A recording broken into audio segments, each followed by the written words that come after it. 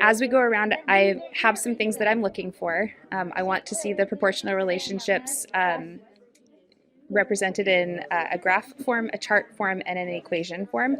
And so I'm going to different boards that have a good representation of that. So I'm circling those, and now we're gonna we're gonna have all the students kind of gallery walk at these few boards so that we can see those representations. And then of course I always try to look for anything that maybe isn't done, it's different than other boards. To do it in this way because it's the simplest. It's the simplest. Okay. Yeah. So what else, or how are you going to add to that? You look like you're adding to it. I didn't want to stop So you. we're going to do 20, and then 30, and then 2, 3. And then 2, this one will be 2, and then 4, and then 3. Okay, I guess we'll add another. Wait. Really big box. 3. For a few numbers. And then 3 and 6. Wow, for 3 hours? You want to get 6 miles? He's kind of slow, but this guy's really fast. Okay. If that's right. Is there another way that you could represent? I like that you've chosen the chart. Are we right? I don't know. I want you to see if you were to represent it in a different way. Oh, Maybe there's a different way to show that data. like a plane. Ooh. Like a what? Like a plane. Coordinate plane. Yeah. Plane? Okay.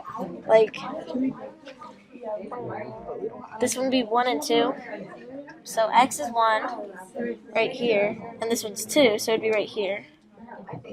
I mean, we don't have. He goes right here, and then he goes 2 But I mean, you'd have to show 2 different and coordinate planes. 4. Would you? Because it's a different pattern. He's going this fast. Oh, no, you just have to show the line. 3. And you're right. It's 2 miles per hour, and the constant for Jaden is 10 because he rode 10 miles per hour on his bike.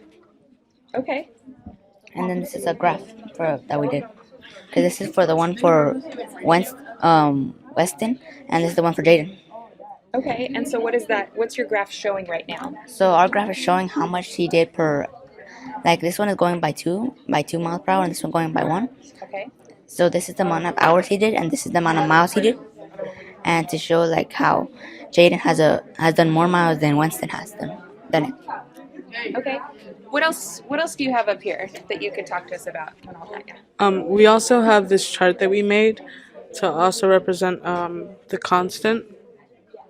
So if you look here, we have J, which is representing Jaden.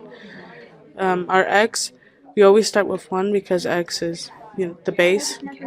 This is our amount of hours, and Y is the miles. So we took what we got from these answers and we used it to solve how many miles we would get per hour. I like that. Thank you. Okay, I'm going to circle this and then don't erase it, all right? Promise? All right, I'll be back.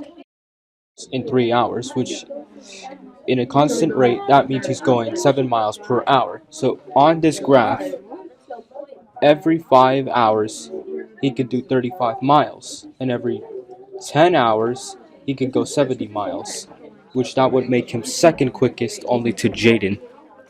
Okay. Awesome. Thank you. So currently, Jaden is the fastest out of the 3.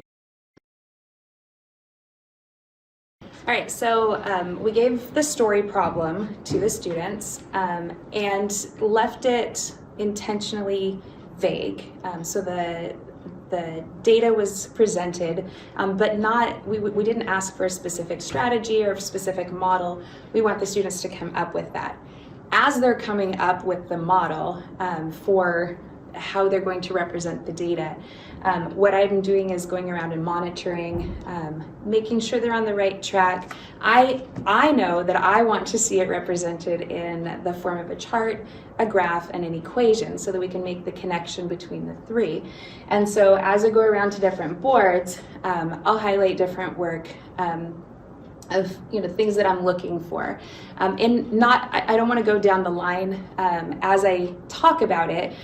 We actually started with the chart because it's kind of a nice, easy way to represent the data, and then what that looks like when they graph those points from the chart, and then showing it as an equation. There's even other work that that looked a little bit different when they were solving to find what that unit rate was. And so there's just, it's great because then you're highlighting the kids' work. They said it, I didn't have to, and so we can focus on what they did.